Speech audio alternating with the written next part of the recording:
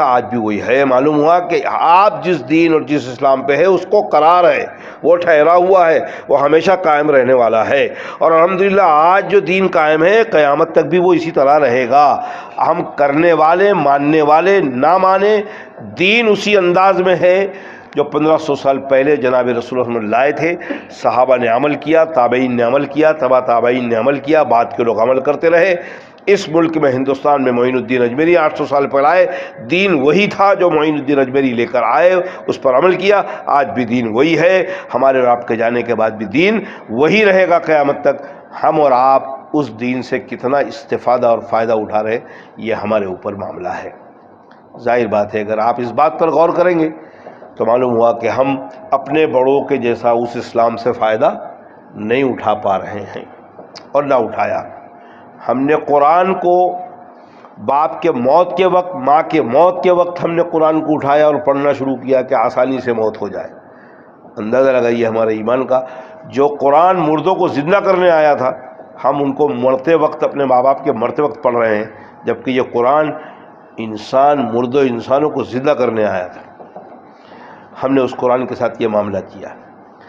ہمارا معاملہ یہ ہو گیا کہ ہم محمد رسول اللہ کو مانتے ہیں، ان کے لیے ہم جان دینے کو تیار ہیں، اسلام کے لیے جان دینے کو تیار ہیں، لیکن وہی محمد رسول اللہ صلی اللہ علیہ وسلم اور وہی دین ہمیں حکم دے رہا ہے کہ یہ کام کرو، وہ کام کرنے کے لیے تیار۔ اللہ ہم سب پہ رحم فرمائے، کرنے کو تیار نہیں۔ وہاں ہم نفس کے بندے بنے ہوئے ہیں، نفس جو ہمارا کہتا ہے اب اس پر عمل کر رہے ہیں، جبکہ نفس کو آپ کو تابع رکھنا ہے۔ حضور اکرم فرمایا کہ تم اس وقت تک مسلمان نہیں ہو سکتے جب تک کہ اپنی زندگی کی ساری خواہشات نفسانی میری لائی ہوئی شریعت کے تابع نہ کر دو، اس وقت تک مسلمان نہیں ہو سکتے۔ آپ کی نفس کی خواہش نہیں چلے گی، اللہ کی مرضی چلے گی، جناب رسول اللہ صلی اللہ علیہ وسلم کی مرضی چلے گی، اور صحابہ کرام نے اس کو کر کے بتایا۔ ہم یہ کہیں کہ دین اللہ کا کلام آسمان سے آیا ہے، اور حضور اکرم صلی اللہ علیہ وسلم کو بھی اللہ نے آسمان سے وحی بھیجی ہے، ہم اس دنیا میں رہ کے اس پر کیسا عمل کریں، تو صحابہ کرام کا وہ نمونہ اللہ نے پیدا فرمایا ہے۔ اگر ایک طرف عثمان غنی مالدار ہے تو دوسری طرف بلال حبشی، حبشہ کا رہنے والا غلام ہے، لیکن جب اللہ رب العالمین جب نوازنے پر آتے ہیں تو جناب رسول اللہ کو عرش معلیٰ میں بلا کے عزت دیتے ہیں، اور اس غلام کو کعبۃ اللہ کی چھت پہ کھڑے رہ کے اللہ کے رسول فرماتے ہیں فتح مکہ میں کہ اذان دو۔ یہ تو اللہ عزت دیتے ہیں۔ فرمایا جب بندہ میرے حکم پر میری مرضی کے مطابق چلے گا تو پھر میں خدائی کا مالک ہوں، کائنات کا مالک ہوں، میں جس بندے کو جس انداز سے عزت دینا چاہوں میں دے سکتا ہوں، مجھے کوئی روکنے والا نہیں۔ ہم ایمان والے دوسروں کو دیکھ کر، دوسروں کے محلات کو دیکھ کر، دوسروں کی حکومتوں کو دیکھ کر، دوسرے کے مالوں کو دیکھ کر ہم یہ سوچیں کہ ہمارے ساتھ یہ معاملہ ہو رہا ہے، ہمیں اللہ کی نظر، ہم پر اللہ پر نظر رکھنا ہے کہ اللہ رب العالمین ہمارے ساتھ، ہمارے دیکھنے والا ہے، ہماری مدد کرنے والا ہے، اور اللہ کے حکم جب ہم چل رہے ہیں تو یہ دنیا تو روکھی سوکھی کھا کے بھی کٹ جائے گی، گوشت روٹی کھا کے بھی کٹ جائے گی، محل میں رہنے کے بعد بھی کٹ جائے گی۔ جہاں کہیں بھی آپ رہیں گے، تکلیف میں ہیں تو دنیا سے جانا ہے، آپ عائش میں ہیں تو دنیا سے جانا ہے، ہر حال میں آپ کو دنیا سے جانا ہے اور اللہ سے ملاقات کرنا ہے۔ اب اللہ نے اپنی رحم سے کسی کو نواز دیا، کسی کو اللہ نے غریب بنا دیا، تو اس میں اللہ کی حکمت ہے۔ حدیث میں فرمایا جناب صلی اللہ علیہ وسلم کہ حکمت کالے کا کوئی کام حکمت سے خالی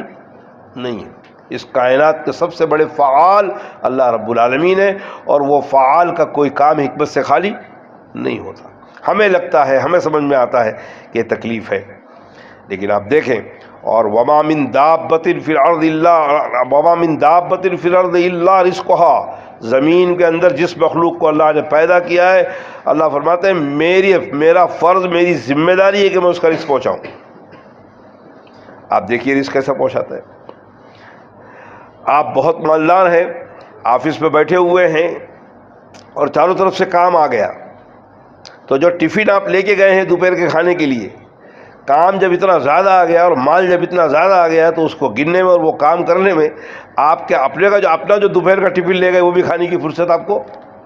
نہیں ہے، کیونکہ مال آ رہا ہے، مال گن رہے ہیں۔